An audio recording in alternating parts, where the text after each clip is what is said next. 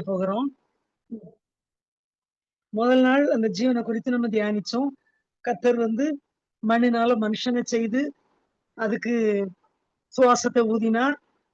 அதனால அவன் ஜீவாத்மாவானான்.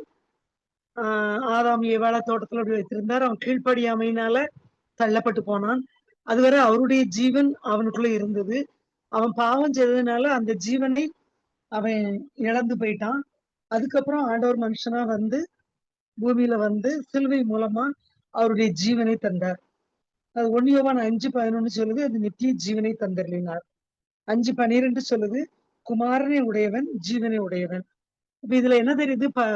தேவாதி தேவனுடைய ஜீவன் நமக்குள்ள இருக்கு. இன்னும் ஒரு இடத்துல சொல்லியிருக்கு, யோவான் 1:4 அவருக்குள் ஜீவன் இருந்தது, அந்த ஜீவன் மனுஷருக்கு ஒளியாய் இருந்தது. அந்த ஜீவன் நமக்குள்ள அவர் தந்திருக்கிறார். அது அந்த ஜீவன் எப்படிப்பட்டதுன்னா, அது பரமனுடையது. அதாவது தேவாதி தேவனுடைய ஜீவன் நமக்குள்ள இருக்கு. அதை நம்ம உணரணும், முதல்ல புரிஞ்சுக்கிடணும். அந்த ஜீவனை வளர்க்க நம்ம முயற்சி பண்ணணும். அப்போ நம்ம அது என்னெல்லாம் பண்ணும், அதுக்கு வளர்க்கறதுக்கு என்ன பண்ணணும் அப்படின்னு நம்ம தியானிக்கலாம். முதலாவது அது தேவாதி தேவனுடைய ஜீவன். ரெண்டாவது அது ஒளி வீசக்கூடிய ஜீவன். அதோட தன்மையை பார்த்தோம்னா அது ஒளி வீசக்கூடியது. அது எப்படி தெரியுதுன்னா, அதுவும் அன்னைக்கு நம்ம தியானிச்சோம். யோவான் 1:4 அந்த ஜீவன் மனுஷருக்கு ஒளியாய் இருந்தது. அவருடைய ஜீவன் அது நமக்கு ஒளியாய் நம்ம ஒளி வீசும்படியாய் அது ஒளியாய் இருக்கு அப்படின்னு சொல்லுது. யோவான் 8:12 ஆண்டவர் சொல்றாரு, நான் உலகத்துக்கு ஒளியாய் இருக்கிறேன். என்னை பின்பற்றுகிறவன் இருளில் நடவாமல் ஜீவ ஒளியை அடைந்திருப்பான். அவர் ஒளிங்கார், நான் உலகத்துக்கு ஒளியா இருக்கேன். நீங்க என்னைய பின்பற்றினீங்கன்னா நீங்க இருள நடக்க மாட்டீங்க, ஜீவ ஒளி அடைஞ்சிருப்பீங்கன்னு சொல்றாரு. அப்புறம் மத்தேயு 5:14 நீங்கள் உலகத்துக்கு வெளிச்சமா இருக்கிறீர்கள். யோவான்ல நான் உலகத்துக்கு ஒளியா இருக்கிறேன்னு சொல்றாரு. இதுல நீங்கள் உலகத்துக்கு வெளிச்சமா இருக்கிறீர்கள். அப்ப பாருங்க, நம்ம அவரை உண்மையா பின்பற்றணும்னு, அவர் வார்த்தைய உணர்ந்து அதுக்கு கீழ்ப்படிந்து அவரை உண்மையாய் பின்பற்றும் போது நாமும் அவரை போலதான் சொல்றாரு, என்னை பின்பற்றுகிறவன் இருளில் நடவாமல் ஜீவ ஒளியை அடைந்திருப்பான். நம்ம உண்மையா அவரை பின்பற்றும் போது நம்ம இருளில் நடக்க மாட்டோம், நாமும் உலகத்துக்கு வெளிச்சமா மாறுவோம். இது தேவனுடைய வார்த்தை நமக்கு திட்டவட்டமா சொல்லுது. ஒரு வார்த்தை எல்லாம் உண்மை உள்ளது. அப்புறம் இன்னும் அது மட்டும் இல்ல, யோவான் 1:9 எந்த மனுஷனையும் பிரகாசிப்பிக்கிற ஒளியே அந்த மெய்யான ஒளி. எந்த மனுஷன், படிச்ச மனுஷன், அறிவுள்ள மனுஷன் அப்படிலாம் கிடையாது. எல்லாரையும் பிரகாசிப்பிக்கக்கூடிய ஒளிதான் அந்த மெய்யான ஒளி.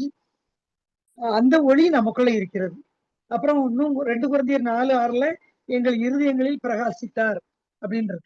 அப்ப நம்மை அவர் ஒளி வீச செய்கிற தேவன், ஜீவன். அது முதல்ல அது பரமனுடைய, அதாவது தேவாதி தேவனுடைய ஜீவன் நமக்குள்ள இருக்கு. ரெண்டாவது அது நம்மை ஒளி வீச செய்யக்கூடிய ஜீவனா இருக்கு. அதை நம்ம உணர்ந்து, இது சாதாரண விஷயம் இல்ல, இது மிகப்பெரிய விஷயம். இதை நம்ம உணர்ந்து புரிந்து கொள்ளும் போது நிச்சயமா அது நம்ம கிரியை செய்யும். நாமும் ஒளி வீசக்கூடியவர்களாய், மலை மேல் உள்ள பட்டணமாய் நம்மை அந்த ஜீவன் மாற்றும். அந்த ஜீவன் நம்மள வளரும்படியா நம்ம இடம் கொடுக்கணும். அந்த ஜீவனை நம்ம வளர்க்கணும். அப்ப நிச்சயமா அந்த ஜீவன் நமக்குள்ள கிரியை செய்யும். அது தேவாதி தேவனுடைய ஜீவன், வேதம் சொல்லுது. ரெண்டாவது அது ஒளி வீசக்கூடிய ஜீவன். அததான் ஏசாயா 60:1 சொல்லியிருக்கு, எழும்பி பிரகாசி உன் ஒளி வந்தது. நிச்சயமா அவர் நமக்குள்ள ஒளி வீசக்கூடியவராய், அவருடைய ஒளி வீசக்கூடிய அந்த ஜீவனை நமக்குள்ள தந்திருக்கிறார். அதான் சொல்றது, அந்த ஜீவன் மனுஷருக்கு ஒளியா இருந்தது அப்படின்னு. அதை நம்ம உணர்ந்து அதை வளர்க்கும் போது நாம் ஒளி வீசுவோம். இந்த 2 இதை அன்னைக்கு தியானிச்சோம். நம்ம இன்னைக்கு என்ன தியானிக்க போறோம்னா, முதல்ல அந்த ஜீவன் வளர்றதுக்கு நம்ம என்ன செய்யணும்னா, அதிகமா வேதத்தை வாசிக்கணும். அதுக்குன்னு நம்ம ஆண்டவருக்குன்னு நேரத்தை ஒதுக்கணும். உலகம் நிச்சயமா நம்மளை காப்பாத்தாது, நமக்கு தெரியும். உலகம் எல்லாம் மாயை. உலக வேலைகளுக்கு முன்னால நம்ம கர்த்தருக்கு காத்திருந்து வேதத்தை ஒரு அக்கறையோடு, ஆண்டவர் நம்மகிட்ட இன்னைக்கு என்ன பேச போகிறார் அப்படின்ற எண்ணத்தோட நம்ம வாசித்து அதுக்கு கீழ்ப்படியும் போது அந்த ஜீவன் நம்மில் வளரும். இன்னும் அவரை துதிக்கும் போது, அவருக்கு காத்திருக்கும் போது அவரோடு நம்ம உறவாட முடியும். அப்படி உறவாடும் போது அந்த ஜீவன், அவருடைய ஜீவன், நமக்குள்ள இருக்கிற அவருடைய ஜீவன் நம்மில் வளரும். அது வளர வளர நம்மளுடைய ஞாபக சக்தி, நம்ம ஞானம் எல்லாம் பெறும். உதாரணத்துக்கு தானியேல் 5:11 சொல்லப்பட்டிருக்கு, அவனுக்குள் பரிசுத்த தேவர்களுடைய ஆவி இருக்கிறது. அதனால அவனுக்கு வெளிச்சம், விவேகம், தேவர்களின் ஞானத்துக்கு ஒத்த ஞானமும் அவனிடம் காணப்பட்டது. அவன் நம்மளே மாதிரி மனுஷன்தான். அவனுக்குள்ள அந்த பரிசுத்த ஆவியானவர் இருந்ததுனால அவன் வெளிச்சம் உள்ளவனா இருந்தானா, விவேகம் உள்ளவனா இருந்தான். அந்த தேவர்களின் ஞானத்துக்கு ஒத்த ஞானம் அவனிடத்தில் காணப்பட்டது. அப்ப நாமும் நமக்குள்ள இருக்கிற அந்த ஜீவனை உணர்ந்து அதை ஒடுங்கி போக விடாம அதை வளர பண்ணும்போது நிச்சயமா நமக்கும் அந்த ஞானம், நம்ம படிச்சதுனாலயோ அல்லது பிறவிலேயே நம்ம அறிவோட இருக்கிறதுனாலயோ இல்ல, அந்த ஜீவன் நம்ம பெருகும் போது நம்முடைய ஞானம் வளரும், நம்முடைய ஞாபக சக்தி பெருகும், அவரை போல நாமும் மாற்றப்படுவோம். நிச்சயமா அது நடக்கும். அதை நம்ம நம்பணும், உணரணும். அது மட்டும் இல்ல, அதுக்கு நம்ம நேரம் செலவு பண்ணணும். வேதத்தை வாசிக்கணும், கேட்கணும், அவருடைய வார்த்தைகளை கேட்டு அதன்படி நடக்கணும், அவரோட உறவாடணும், அவருக்கும் முக்கியத்துவம் கொடுக்கணும். அப்போ அந்த ஜீவன் வளரும். அதாவது நான் அதாவது நல்லதோ கெட்டதோ நம்ம வாழ்க்கையில எதுவும் நடக்கும்போது நான் என்ன செய்ய அப்படின்னு யோசிக்காம, என்னில் உள்ள இயேசு இப்ப என்ன செய்வார் அப்படின்னு நம்ம யோசிக்கணும். அவருக்கு இது எப்படி இருக்கும் அப்படின்னு யோசிச்சா போதும், நம்ம பிரச்சனைகள் தீர்ந்துரும், அவர் நம்மில் வளருவார். அதான் நான் சிறுகவும் அவர் பெருகவும் வேணும் அப்படின்னு சொல்றது வேதம் சொல்லுது. நம்ம சிறுகணும், நம்முடைய சுயம்லாம் குறைஞ்சு போகணும், ஒண்ணு இல்லாம போகணும். அவருடைய ஜீவன் நம்மில் இருக்கும், அவருடைய ஜீவன் பெருகும். அதான் நம்ம தியானிக்க போறோம். இப்ப 2 பார்த்தோம். நமக்குள்ள இருக்கிற அந்த ஜீவன் அவருடைய பிள்ளைகளாகிய நமக்குள்ள இருக்கிறது அந்த தேவாதி தேவனுடைய ஜீவன். 2வது ஒளி வீசக்கூடிய ஜீவன்.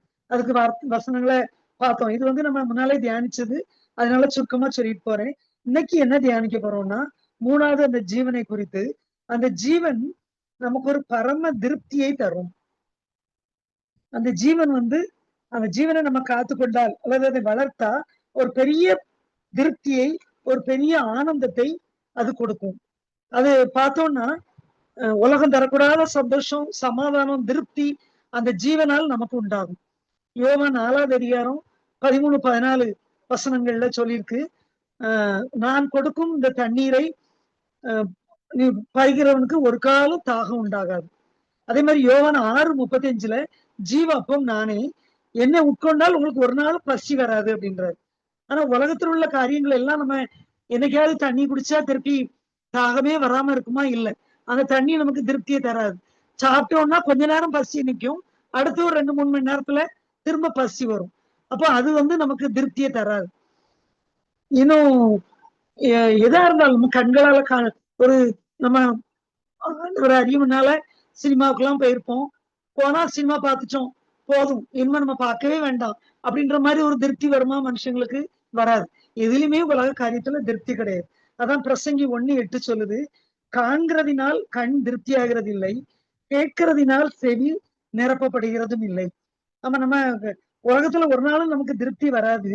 ஆனா கர்த்தருடைய ஆவியானவர் நம்மில் இருக்கும்போது நமக்கு இனம் புரியாத ஒரு திருப்தி நமக்கு உண்டாகும், ஒரு சந்தோஷம் நமக்கு உண்டாகும், ஒரு சமாதானம் நமக்கு உண்டாகும். அது மட்டும் இல்ல, பாவம் நம்மை மேற்கொள்ள முடியாது. அதாவது ஒரு பூனை மாதிரி அந்த ஜீவனை வச்சுக்கிட்டோம்னு வைங்க, அந்த பூனைக்கு நம்ம சாப்பாடு போட்டு வளர்க்குற மாதிரி இந்த தேவனுடைய ஜீவனுக்கு அதுக்கும் சாப்பாடு கொடுக்கணும். அது என்ன சாப்பாடுன்னா அதான் வேலை வாசிப்பு, ஜெபம், துதி, இதெல்லாம். அப்படி அதை வளர்க்கும் போது நம்ம வீட்டுல எலி இருக்குமா பாருங்க, எலி நம்மளை தொந்தரவு பண்ணிக்கிட்டே இருக்கு. ஆனா அந்த பூனையை நம்ம வளர்த்துக்கிட்டு இருக்கும்போது பூனை சத்தத்தை காட்டாலே எலி ஓடி போயிரும். அதே போலதான் நம்ம கர்த்தருடைய ஜீவன் நமக்குள்ள இருக்கிற ஜீவனை நாம் வளர்க்கும் போது மற்ற பாவங்கள் நம்மை மேற்கொள்ள முடியாது, வேற எதுவும் நம்மை தாக்க முடியாது, நம்ம வேதனைப்படுத்த முடியாது. ஏசாயா 55வது அதிகாரம் 2வது வசனத்துல தெளிவா சொல்லியிருக்கு பாருங்க, நீங்கள் அப்பம் அல்லாததற்காக பணத்தையும் திருப்தி செய்யாத பொருளுக்காக உங்கள் பிரயாசத்தையும் செலவழிப்பானேன். அழகா சொல்லியிருக்கு. உங்களை திருப்தி செய்யாது இந்த உலக பொருள்கள், அதுக்கு நீங்க உங்க பிரயாசத்தை செலவு பண்றீங்க. நீங்க அப்போ அதாவது ஜீவ அப்பம் நானேன்னு சொன்னவரு இப்ப சொல்றாரு, இந்த உலகத்துல உள்ளதெல்லாம் உங்களுக்கு நிரந்தரமான அப்பம் கிடையாது, அது உங்களை திருப்திப்படுத்த நிரந்தரமான திருப்தி உங்களுக்கு உண்டாக்காது. அதனால அதுக்காக உங்க பணத்தையும் திருப்தி செய்யாத பொருளுக்காக உங்கள் பிரயாசத்தையும் செலவழிப்பானேன் அப்படின்னு சொல்லிட்டு, நீங்கள் எனக்கு கவனமாய் செவி கொடுத்து நலமானதை சாப்பிடுங்கள். அதாவது எனக்கு செவி கொடுங்கள் சொல்றாரு. நலமானது அப்படின்னா வேத வார்த்தைகளை தான் குறிக்கும். அதை நம்ம உட்கொள்ளுங்கள். அவருடைய வசனத்தை உட்கொள்ளுங்கள் அப்படின்னு சொல்லியும் வசனம் இருக்கு. அப்ப அந்த வசனத்தை நம்ம உட்கொள்ளும் போது அது மட்டும் இல்ல, உன் இருதயம் என் வார்த்தைகளை காத்துக்கொள்ள கடவுது, உன் இருதயம் என் கட்டளைகளை காக்க கடவுது, இதெல்லாம் நீதிமொழிகள்ல நிறைய இடங்கள்ல உன் இருதயத்துல என் வார்த்தைகளை பதித்துக்கொள் அப்படின்லாம் இருக்கு. அப்ப நம்ம இருதயத்துல நம்ம அதை உட்கொள்ளும் போது, அதான் அந்த நலமானதை சாப்பிடுங்கள், அப்பொழுது உங்கள் ஆத்துமா கொழுப்பான பதார்த்தத்தினால் மகிழ்ச்சி ஆகும். இது நம்ம ஆத்துமாவுக்கு ஒரு மகிழ்ச்சியை கொடுக்கக்கூடியது. ஆத்மா அப்படின்றது இந்த உள்ளார்ந்த மனிதனை குறிக்கும். அதாவது ஒரு நெல்லை எடுத்துக்கிட்டோம்னா வெளியே உள்ள உமி நமக்கு தெரியும். அது மாதிரிதான் நம்ம வெளி தோற்றம். அழகுங்கும், அப்படி இருக்கும், இப்படி இருக்கும், அப்படி இருக்கணும் அப்படின்லாம் விரும்புறோம். ஆனா அதையெல்லாம் மாயைன்னு நமக்கே தெரியும். வாலிப வயசுல இருக்கிற மாதிரி வயசான காலத்துல யாரும் இருக்கிறது இல்லை, நமக்கு தெரியும். அதையெல்லாம் அழிந்து போகக்கூடியது அந்த வெளிய ஊமி மாதிரி. ஆனா உள்ள அரிசியை பாருங்க, அதுல இருந்துதான் முளை வந்து அது முளைக்கும். அந்த அரிசிக்கு ஜீவன் உண்டு. அது மாதிரிதான் நம்ம உள்ளார்ந்த மனிதன், அதாவது நம்ம ஆத்துமா, அது நம்ம கர்த்தருடைய ஜீவனால் நிரப்பப்படும் போது, அது இந்த வசனம் சொல்லுது பாருங்க, உங்களை ஆத்துமா கொழுப்பான பதார்த்தத்தினால் மகிழ்ச்சி ஆகும், அது திருப்தி ஆகும். உலகத்துல எதுவுமே நம்மளை துக்கப்படுத்த முடியாது. அந்த ஜீவன் நம்மள வளரும் போது உள்ளான மனிதன் அதான் சொல்றோம். அந்த உள்ளார்ந்த மனிதன் பலம் கொள்ளும். அதுதான் நம்மள பரலோகத்துக்கு கொண்டு போகும். அததான் பார்த்தோம், நித்திய ஜீவனை அவர் தருகிறார். நித்திய ஜீவன் அப்படிங்கிறது நிரந்தரமான ஜீவன். அது உலகத்தை மட்டும் குறிக்காது. உலகத்துல உள்ள ஜீவன், உலகத்து வாழ்க்கை நமக்கு முடிஞ்சிரும், நமக்கு தெரியும். ஆனா பரலோகம் தான் நித்திய ஜீவன். நித்தியமா நமக்கு ஜீவனை தருவது அந்த ஜீவன். அந்த நித்திய ஜீவனை நமக்கு அவர் தந்திருக்கிறார். அதை நம்ம வளர்க்கும் போது அது நமக்கு ஒரு பெரிய திருப்தியை தரும். மத்தேயு 5:6 சொல்லுது, நீதியின் மேல் பசிதாகம் உள்ளவன் பாக்கியவான், அவன் திருப்தி அடைவான். அப்ப நம்ம நீதி, அதுதான் தேவ வார்த்தை. அது மேல நம்ம பசிதாகத்தோட இருந்தோம்னா நம்ம திருப்தி அடைவோம். ஒரு பெரிய சமாதானம். அதாவது கஷ்டம் வந்தாலும் அது நம்மள தாக்காது, பாதிக்காது.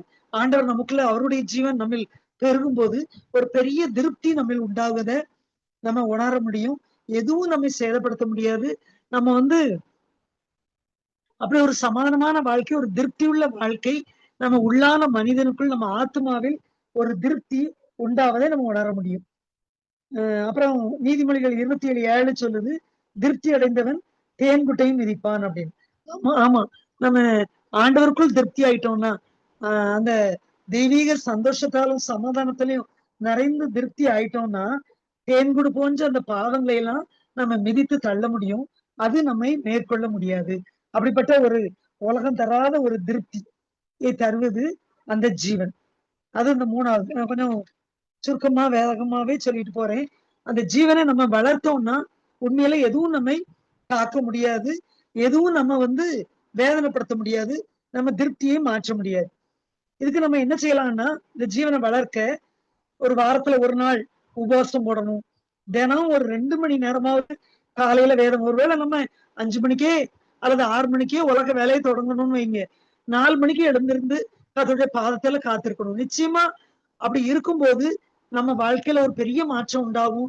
நம்ம நிச்சயமா நம்ம ஒரு ஒளி வீசுவோம். நம்ம கிறிஸ்தவ வாழ்க்கை அதுதான். நம்ம தலை குனிஞ்சு போற வாழ்க்கை இல்ல, தலை நிமிர்ந்து நிற்கிற வாழ்க்கை. அவர் நம்மளை ஒளி வீச செய்வார், நமக்கு ஒரு திருப்தியை தருவார், ஒரு பெரிய ஒரு பரிபூர்ணமான சந்தோஷம் நமக்குள்ள உண்டாகும். அதுக்காக நம்ம ஒரு 2 மணி நேரம் வேற நம்ம ஓடி ஓடி உழைச்சாலும் உலகத்துல நம்ம பெருசா ஒண்ணும் ஜெயிக்க முடியாது. ஆனா கர்த்தருடைய பாதத்தில் ஒரு 2 மணி நேரமோ 3 மணி நேரமோ காத்திருந்து வேதம் வாசித்து துதித்து அவரோடு உறவாடிக்கிட்டு மத்த வேலையை செய்தோம்னா அது அந்த ஜீவனுக்கு சாப்பாடு போட்ட மாதிரி ஜீவன் அது மூலமா வளரும். தேவனுடைய ஜீவன் வளரும். அப்ப மூணாவது அது திருப்தி தரக்கூடிய ஜீவன் அப்படின்னு பார்த்தோம். நாலாவது அந்த ஜீவனை குறித்து தியானிச்சோம்னா இது வந்து பாதிக்கப்படாத அல்லது ஒடுக்கப்படாத ஜீவன் அப்படின்னு சொல்லலாம். எப்படி அப்படின்னா அந்த ஜீவன் நமக்குள்ளே இருந்தா, அந்த யோவான் 3:15-16 சொல்லப்பட்டிருக்கு, அந்த நித்திய ஜீவன் நமக்குள்ள வந்தா, நான் சுருக்கமா சொல்றேன், அது நான் கெட்டு போக மாட்டேன், நம்ம கெட்டு போக முடியாது, நம்ம வந்து பாதிக்கப்பட முடியாது. இன்னும் 2 கொரிந்தியர் 4:8 சொல்லுது, எப்பக்கத்திலும் நான் நெருக்கப்பட்டும் ஒடுங்கி போக முடியலை. காரணம் நமக்குள் இருக்கிற அந்த ஜீவன். அதாவது எத்தனையோ மோசமான சூழ்நிலைகள் நம்ம மாட்டியிருப்போம், எத்தனையோ துன்பங்கள்ல சிக்கியிருப்போம், ஆனாலும் நம்ம ஒடுங்கி போகவில்லை. என்னைய குறித்து ஒரு சாட்சி சொல்லணும்னா, இந்த நேரத்துல கொரோனாவுல பாதிக்கப்பட்டு பெட்ல ஒரு 15 நாளைக்கு மேல இருந்தேன், ரொம்ப சீரியஸா. அப்ப என் கூட இருந்தவங்க எல்லாம் ஒரு 30, 35 வயசுக்காரங்க எல்லாம் மரிச்சு மரிச்சு போறாங்க. ஒரு நாளைக்கு நான் இருக்க வார்டுலயே 3 பேர், 4 பேர் இறந்தாங்க. அவங்களோட ஆக்ஸிஜன் லெவல பார்த்தா 85 அப்படி இருக்கு. ஆனா எனக்கு 50 வயசுக்கு மேல ஆக்ஸிஜன் லெவல் 62. 62ல அது ஆக்சிமீட்டர் பார்க்கும்போதே பீப்னு அலாரம் அடிக்கும். அதாவது அவ்வளவுதான் முடிய போகுது அப்படின்னு சொல்லி. அவ்வளவு மோசமான ஒரு நிலைமையில இருந்து பிழைக்கவே மாட்டாங்க அப்படின்னு சொன்னாங்க டாக்டர்ஸ்லாம். அப்படிதான் நிலைமை. நாங்க பார்த்தாலே அதான் தெரியுது. பிழைக்க வாய்ப்பே கிடையாது. ஒவ்வொருவரும் நல்ல திடகாத்திரமானவங்க. 80, 85 ஆக்சிஜன் லெவல் இருக்கவங்க மரிக்கும் போது நான் பிழைக்க வாய்ப்பே கிடையாது. அந்த சூழ்நிலையில அதான் எப்பக்கத்திலும் நெருக்கப்பட்டு அப்படி இருந்த நிலைமையிலும் என்னை கர்த்தர் சாக விடல. ஏன்னா எனக்குள்ள இருந்த அவருடைய ஜீவன் என்னை காப்பாற்றி கொண்டு வந்தது. அதான் அந்த வசனம் சொல்லுது. 2 கொரிந்தியர் 4வது அதிகாரம் 8வது வசனம், நாங்கள் எப்பக்கத்தில் நெருக்கப்பட்டும் ஒடுங்கி போகிறது இல்லை, கலக்கம் அடைந்தும் மன முறிவடைகிறது இல்லை. ஏன் அப்படி ஆகலது இல்லைன்னா, நம்முடைய புறம்பான மனுஷனான இல்ல, நம்முடைய உள்ளான மனுஷனாகிய அந்த கர்த்தருடைய ஜீவனால நம்ம ஒடுங்கி போகாம துன்பத்துல நம்ம முங்கி போனாலும் கைவிடப்படாம கர்த்தர் அந்த ஜீவன் நம்மை தாங்கி வெளியே கொண்டு வருது. அதே அதிகாரத்துல 2 கொரிந்தியர் 4ல 16வது வசனம் சொல்லுது, ஆனபடியினாலே நாங்கள் சோர்ந்து போகிறது இல்லை, எங்கள் புறம்பான மனுஷனானது அழிந்தும் உள்ளான மனுஷனானது நாளுக்கு நாள் புதிதாக்கப்படுகிறது. ஆமா, நம்ம கர்த்தருக்கு காத்திருக்கும் போது ஒவ்வொரு நாள் அந்த ஜீவனை நம்ம வளர்க்கும் போது நம்ம உள்ளான மனுஷன் நாளுக்கு நாள் புதிதாக்கப்பட்டுக்கிட்டே வரும். எவ்வளவு பெரிய கிருபை பாருங்க. அதை நம்ம அறியாம தான் நம்ம உலகத்துல சிக்கி தவிச்சு தலை குனிஞ்சு நின்னு நிறைய கஷ்டங்களையும் பாடுகளையும் வியாதிகளையும் அனுபவிச்சுட்டு இருக்கோம். ஆனா நம்ம அந்த உள்ளார்ந்த மனிதனை புதிதாக்கி கொண்டே இருக்கும்போது, அதாவது அந்த தேவனுடைய ஜீவனை நம்ம வளர்த்து கொண்டு இருக்கும்போது நிச்சயமா நம்ம பாதிக்கப்பட்டு போவது இல்லை. அந்த நித்திய ஜீவன் ஒரு நாளும் கெட்டு போகாது அப்படின்னு வசனம் சொல்லுது. அது மட்டும் இல்ல, ரோமர் 8வது அதிகாரம் 1, 2வது வசனங்கள் சொல்லுது, இயேசுவின் ஜீவனின் பிரமாணம் என்னை பாவம் மரணம் என்னும் பிரமாணங்களில் இருந்து என்னை விடுவித்தது. அது பாருங்க, அந்த நான் சொன்ன மாதிரி அந்த பூனைக்கு சாப்பாடு போட்டு வளர்க்கும் போது எலி வர முடியாது. அத போல அவருடைய ஜீவன் நமக்குள்ள இருக்கிற ஜீவனை நம்ம வளர்க்கும் போது அந்த பாவம் மரணம்னா இந்த உலகத்தில் உள்ள மரணம் இல்ல, 2ஆம் மரணமாகி அந்த நரகம், அந்த பிரமாணங்களில் இருந்து நமக்கு விடுதலை கிடைக்கிறது. நம்ம பரலோகத்துக்கு போறதுக்கு நம்ம போராடவே வேண்டாம். அவருடைய ஜீவனை நமக்குள்ள வளர்த்தா போதும், நமக்கு ஒரு பெரிய விடுதலை. அந்த பாவத்திலிருந்து மரணத்திலிருந்து ரோமர் 8வது அதிகாரத்துல சொல்லப்பட்டிருக்கு 1, 2 வசனங்கள்ல அந்த பிரமாணங்கள்ல இருந்து நம்மை விடுவிக்கிறது அந்த ஜீவனின் பிரமாணம். அப்படிப்பட்ட மேலான ஜீவன், அந்த உன்னதமான ஜீவன் நமக்குள்ள இருக்கு. அதை நம்ம உணர்ந்து நம்ம வாழ்க்கை வீணடிக்காம, அந்த ஜீவனை தூங்க வைக்காம, அந்த ஜீவனை ஒடுங்கி போக விடாம அதுக்கு காத்திருந்து அதை உயிர்ப்பித்து அதை வளர வைக்கும் போது நிச்சயமா நம்ம பெரிய பெரிய காரியங்களை இந்த உலகத்துல செய்ய முடியும். யோவான் 5:24 சொல்றது, நித்திய ஜீவன் உண்டு. அந்த நித்திய ஜீவனை பெற்றுக்கொண்டவன் மரணத்தை விட்டு நீங்கி ஜீவனுக்கு உட்பட்டிருக்கிறான். ஆமா, அந்த ஜீவன் இந்த 2ஆம் மரணத்தை விட்டு நம்ம நீங்கி ஜீவனுக்கு உட்பட்டிருக்கிறோம். அவ்வளவு ஒரு மேலான மகத்துவமான ஒரு பாக்கியத்தை கர்த்தர் நமக்குள்ள தந்திருக்கிறார். அதை நம்ம உணராம இருக்கிறது தான் நமக்குள்ள பலவீனம். அடுத்தது இன்னும் ஒண்ணு பார்ப்போம். 7 வரைக்கும் இருக்கு இந்த ஜீவனோட தன்மைகள். இன்னைக்கு 5வது தன்மையை பார்ப்போம். 4 பார்த்தோம். 5வது என்ன அப்படின்னா, அது ஒரு பரிபூர்ண ஜீவன், அல்லது நம்ம தேவைகளை எல்லாம் சந்திக்கிற ஜீவன். அது நமக்குள்ள அது இருக்கும்போது, அல்லது நமக்குள்ள இருக்கு, அது வளரும் போது அது நம்முடைய தேவைகளை எல்லாம் சந்தித்து நம்மை நடத்தும். யோவான் 10:10 சொல்லுது, நானும் அவைகளுக்கு ஜீவன் உண்டாயிருக்கவும் அது பரிபூர்ணப்படவும் வந்தேன். ஆமா, அவர் நம்ம ஜீவன் உண்டாக அது பரிபூர்ணப்படும்படியாய் நமக்குள் வந்திருக்கிறார். இதை நம்ம உணர்ந்து அதை பரிபூர்ணப்படுத்தணும். யோவான் 10:9 வசனம் சொல்லுது, ஒரு நிமிஷம், நானே வாசல், என் வழியாய் ஒருவன் உட்பிரவேசித்தால் அவன் ரட்சிக்கப்படுவான். அவன் உள்ளும் புறம்பும் சென்று மேய்ச்சலை கண்டடைவான். அதாவது 23ஆம் சங்கீதத்துல சொல்லியிருக்கு பாத்தீங்களா? அஹ் அவர் புல்லுள்ள இடங்களில் என்னை மேய்த்து அமர்ந்த தண்ணீர்கள் அண்டையில் என்னை கொண்டு போய் விடுவார். அதெல்லாம் எவ்வளவு பெரிய ஆசீர்வாதம், ஒரு செழிப்பு. அதே போலதான் இந்த வசனம் சொல்லுது, அவர் வாசல், அவர் வழியா நம்ம பிரவேசிக்கும் போது, அதாவது அந்த ஜீவன் நம்ம பெருகும் போது உள்ளும் புறமும் சென்று மேய்ச்சலை கண்டடைவான். ஒரு செழிப்பான வாழ்க்கை நமக்கு உண்டாகும் அந்த ஜீவன் மூலமா. இன்னும் நமக்கு தெரிஞ்ச வசனம் 3 யோவான் 2வது வசனம். 3 யோவான்ல நீ உன் ஆத்துமா வாழ்வது போல நீ எல்லாவற்றிலும் வாழ்ந்து சுகமா இருக்கும்படி வேண்டுகிறேன். அதாவது ஆத்மா குறித்து தான் நம்ம பேசிட்டு இருக்கோம். அந்த ஆத்மாவிலதான் அவருடைய ஜீவன் இருக்கு. அந்த ஜீவன் பெருகும் போது, அதான் உன் ஆத்மா வாழ்வது போல், அந்த ஜீவன் நமக்குள் பெருகும் போது நம்ம ஆத்மா வாழும். அதாவது உள்ளான மனிதன் பலனடைவான். ஜீவன் அந்த உயிர், நம்ம உயிர் அவராக மாறும்போது அந்த ஆத்மா பலனடையும். அந்த ஆத்மா வாழ்வது போல நம்ம ஏற்கனவே பார்த்தோம், ஆத்மா கொழுமையாகும். அந்த ஆத்மா அப்படி வாழும்போது நீ எல்லாவற்றிலும் வாழ்ந்து சுகமாய் இருப்பாய். எவ்வளவு பெரிய ஆசீர்வாதமான வார்த்தை பாருங்க. நம்ம அந்த கர்த்தருடைய ஜீவனை நம்ம பெருக செய்யும் போது நம்முடைய ஆத்மா நம்ம எல்லாவற்றிலும் வாழ்ந்து சுகமா இருப்போம். உலகத்துல எல்லா ஆசீர்வாதங்களையும் நம்ம பெற்றுக்கொள்ள முடியும். அதாவது நம்ம எங்கேயும் கையேந்த வேண்டாம், நம்ம அநேகர்களுக்கு கொடுக்கிறவர்களாய் நாம மாற முடியும். இன்னும் 1 தீமோத்தேயு 6:17 சொல்லப்பட்டிருக்கு, நாம் அனுபவிக்கிறதற்கு சகலவித நன்மைகளையும் நமக்கு சம்பூர்ணமாய் கொடுக்கிறவர் அவர். அவர் நமக்குள்ள இருக்கிறார். அந்த ஜீவன் நமக்குள்ள இருக்குது. இருக்கும்போது உலகத்திலையும், அதாவது முதல்ல நம்ம நித்திய ஜீவன் பரலோகத்துக்கு போவதை குறித்து தியானிச்சோம். இப்போ பார்க்கும் அந்த ஜீவனோட இன்னொரு தன்மை, அது நம்ம தேவைகளை சந்திக்கிற தன்மை, அது பரிபூர்ணமுடைய ஜீவன். அதனால சகலவித நன்மைகளையும், ஒரு நன்மையும் குறைபடாது நமக்கு உலகத்துல.